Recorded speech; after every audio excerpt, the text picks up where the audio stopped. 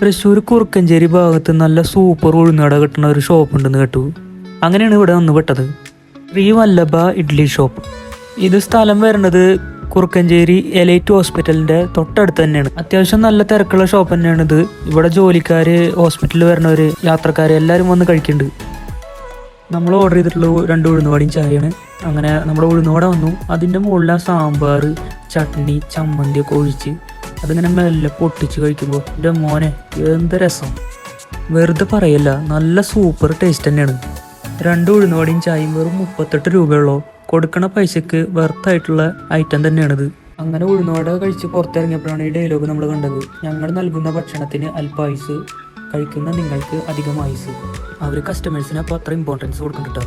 അതുകൊണ്ട് ഇത്രയും നല്ല ഷോപ്പിന് എന്തായാലും ഒന്ന് കഴിച്ചു നോക്കണം.